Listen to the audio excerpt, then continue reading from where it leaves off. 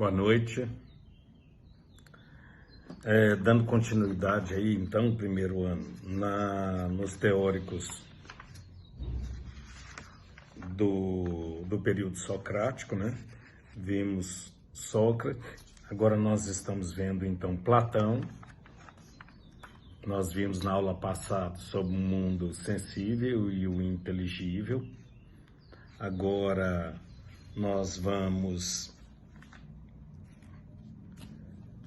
ver sobre o dualismo platônico e vamos parar por aí até chegarmos então na alegoria da caverna, tá? Que eu acho que é o que mais todos vocês conhecem. Eu fiz um resumo para que então na live a gente possa então conversar bastante. Eu tenho certeza que as lives elas deixam as coisas mais claras, porque ali vocês têm condições então de fazerem as perguntas, solucionarem qualquer dúvida, caso ainda as tenham, né? Então, primeiro ele começa sobre essa metodologia, né, que ele dá uma continuidade no caso do método dialético. Então, ele vai dizer o seguinte, que para ele, o diálogo não é apenas confronto de consciências, mas são teses. Então, não é confronto de consciências, mas de teses, tá? Então, dá para a gente já começar a entender o que ele está querendo colocar em relação a isso. Olha para vocês verem como que ele começa a desenvolver esse raciocínio.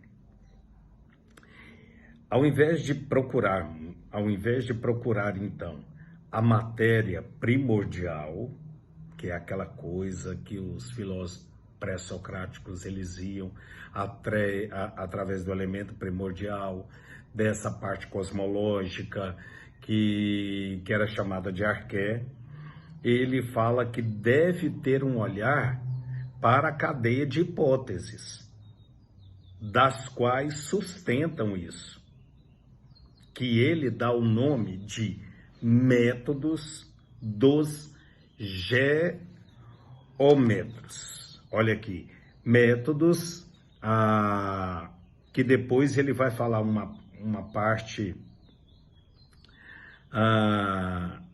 muito bacana. Então, são métodos dos geometras. Aí você já começa a ter uma ligação, pelo menos, do que ele estava querendo falar isso. Por quê? Devido ele começa a falar isso e começa a levantar essas teses em relação ao quê? Muito pelo contato do qual ele teve, então, com Pitágoras. Aí ele põe assim, ó, aqui não entra, no caso, quando ele, então, na porta lá da sua academia, que era a Academia de Platão, então, ele colocou a seguinte inscrição: aqui não entra quem não saiba geometria.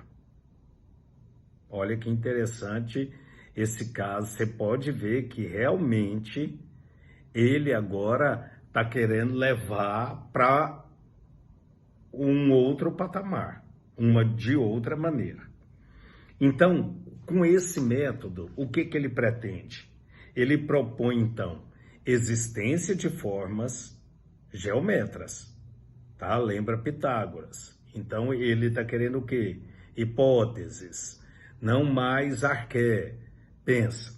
E uma coisa vai levando a outra em relação ao que Platão desenvolve, tá? Você pode ver que a todo momento ele vai estar falando dessa coisa do mundo sensível e o mundo inteligível, tá? Essa dualidade aí. Então ele põe aqui, ó, com esse então método geometras, ele propõe a existência de formas ou, prestem atenção, de ideias. tá? Que no caso é o quê? Incorpóreas, imutáveis, em qual mundo? No inteligível, tá? Então pensa o quê? Sensível e inteligível. Então isso aqui, então essas formas então incorpóreas e imutáveis no mundo inteligível. Aí ele diz que não são o quê? Não são exatamente representação das coisas reais. São modelos gerais. Tem dois exemplos aqui que eu preciso ler. Com que vocês já sabem um pouco da teoria de Platão, vocês vão ficar um pouco mais claro. Ele dá um exemplo assim, por exemplo, além de existirem várias raças de cães, para Platão só haveria uma ideia geral de cão, que no caso valeria para todos os cães, tá? Segura aí ainda, tá? Porque depois, daqui a pouco, vocês vão entender até um questionamento que um de vocês aí fizeram. Olha aqui.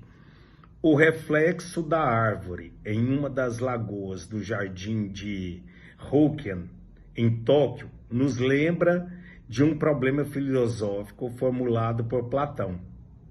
As ideias explicam o mundo, mas não estão no mundo.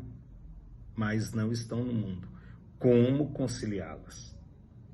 Daqui a pouco vocês vão ver. E aí ele põe assim, ó. Aí tem um filósofo que vai comentar então, que é o José Américo Mota.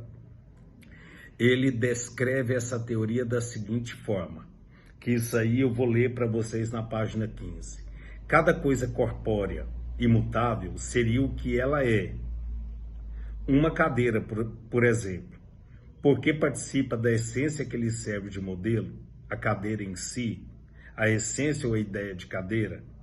Uma cadeira que vemos ou tocamos pode ser de madeira, metal, desta ou daquela cor, deste ou daquele formato. Ela muda, envelhece, é destruída pelo tempo. Já a essência da cadeira permanece sempre a mesma, fora do tempo e do espaço. E é sempre única, pois é o que qualquer cadeira, em qualquer época ou lugar, tem que ser para ser cadeira. É o modelo perene de todas as cadeiras. E é aquilo que se refere à palavra cadeira em qualquer língua ou em qualquer tempo. Por quê? Porque na ideia dele, quando ele leva essa forma, é tudo perfeito. Por isso que ele vai falar que no campo das ideias é tudo perfeito, porque é a essência do que ela é, tá? Aí então acontece o quê? Esse dualismo platônico então vai gerar um problema. Quando conhecemos as coisas do mundo, nós o quê? Conhecemos sua essência e não exatamente aquilo que estamos vendo. É muito doido isso, né? Então, ela pode não ser aquilo que é, porque na essência, tudo bem. Nós conhecemos sua essência e não exatamente como ela é. E como estamos vendo. Olha aqui, o conhecimento das coisas nunca é o conhecimento de fato. Por quê? Porque é doxa, é opinião. Logo, então, o verdadeiro não está no mundo sensível. Surge daí um problema. E aí eu vou parar aí para nós refletirmos então na live. Prestem atenção, vai surgir um problema. Se as coisas do mundo sensível são diferentes das ideias que lhe dão forma, como as duas podem participar uma da outra.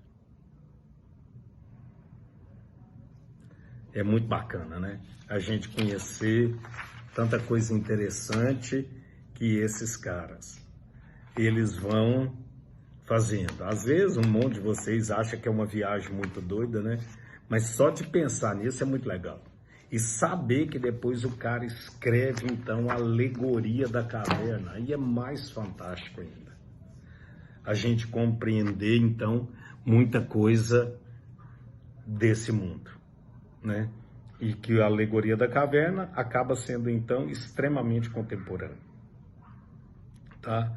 Na live, então, nós vamos, então, viajar um pouco nessas questões, então, de Platão, tá?